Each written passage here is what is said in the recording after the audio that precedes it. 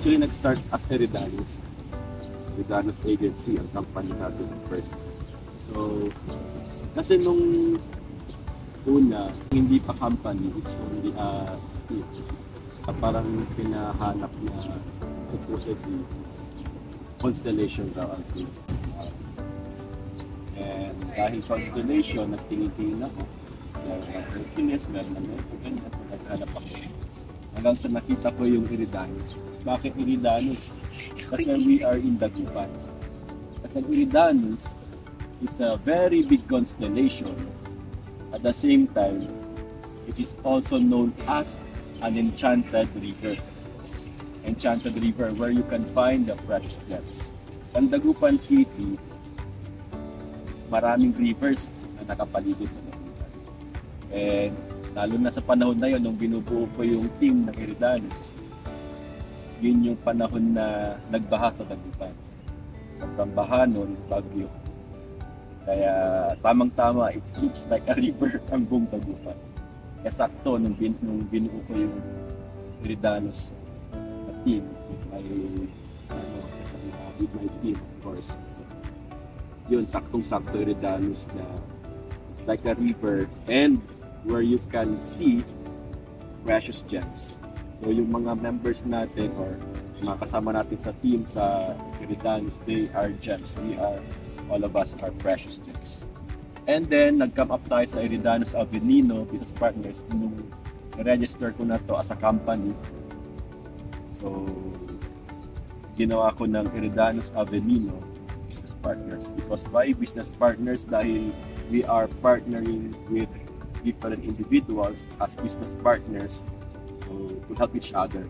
Kaya nabuo yung Eridanus Avenino Business Partners. For the next question, sir, ano po yung mga B2B successful business enterprise? Yan, B2B successful business enterprise. The key to be a successful enterprise.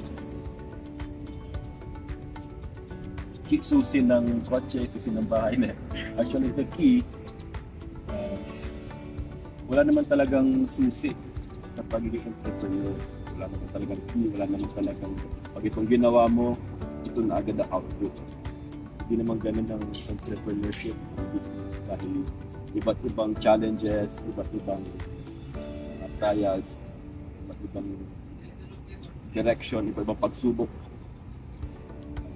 na-encounter bawat individual o bawat entrepreneurs. Siguro na lang character na lang. Kailangan meron tayo talagang character inside na very strong. Sabi nga meron akong napanood na sabi niya doon ay if you do not have patience, don't do business. Kung wala kang pasensya, huwag ka na magnegosyo dahil ang business, being an entrepreneur, kailangan talaga napakahaba ng pasensya. Dahil yung pinaplano mo, hindi naman yun 100% na mangyayari. Pwedeng 90%, 90% okay na. Pwedeng 20% lang talaga. Ang point doon, dapat meron ka talagang patience and commitment. Kahit anong mangyari, yung goal mo, aabot at aabutin mo pa. Maybe, kakaroon ng delays. Maybe, hindi ganun 100%. Pero, at the end, na-achieve mo pa rin ito. Kahit hindi 100%, 100%. So, dagdagan mo na lang para maging 100%. Very important yung patience at yung commitment. Kasi commitment is very important dahil the very best example na ng commitment. Ito, naalala ko ito lang sabi sa akin.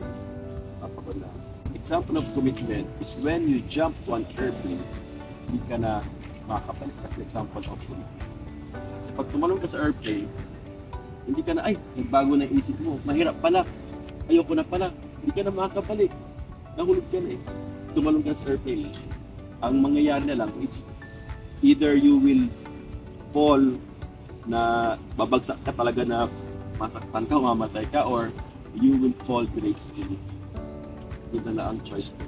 So, commitment talaga, napaka-important. Hindi mo inaasahan, nangyari, or yung mga goal mo, hindi natin alam, pero dapat tuloy-tuloy lang. So, lagi ko rin sinasabi, consistency, tuloy-tuloy lang. Don't wait things to be perfect bago ka mag-start. Start now and make it perfect. Pero alam naman natin, no, walang perfect. Pero the point is, start. Magsimula ka na. Nag-start ka na, doon mo na makikita.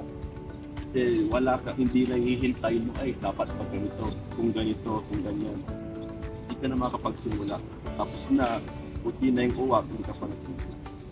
Kaya, start na lang. At saka right mentorship. Always choose the right person. Kasi sila mag-guide sa'yo, sila mag-guide sa'yo. Sila mag-guide lang.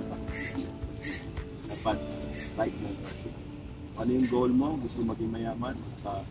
Turo ka, mag-advise ka ng advice ng mayaman. Gusto maging model? Pagtanong ka, mag-ask ka sa model na talaga successful. Gusto maging basketballista, magaling ba ang basketball? Yung lagi sinasabi. Magpaturo sa basketball coach. Kaya sa magaling basketball. Hindi sa magician. Pag magician, mamagikin ka lang. Baka mawala ka pa. So, yun lang. The key. Yes. Walang exactong keys to be a successful entrepreneur. Pero makakatulong ang right character, dapat i-create at saka patience. And of course, yung environment of team being involved, yung mentor mo, actually, sa shortcut para maging successful is to have a right mentor. Dahil hindi mo na kailangan daanan yung mga nadaanan ng mga nadaanan niya, challenges o failures o daanan ng mga tuturuan ka na niya o yung mga magandang gawin o dapat gawin. Susundan mo na lang yun, okay ka lang, gagawin ka lang, hindi na madali. Kaya very blessed na mga may mentors.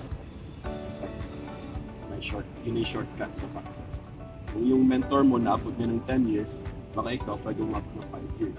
Dahil may mentor ka na, nag-guide ka na kung susunod. Before po tayo mag-end, I am Marlene Aquino and I am with Sir Ricky Abelino, the founder and CEO of Heredanos Abelino Business Partners, a coach, a mentor, an investor, and a life changer. Sir, baka may gusto po kayo sabihin for the viewers? So mga curious dyan at gustong matuto, just watch my videos. Don't forget to like, comment, and subscribe.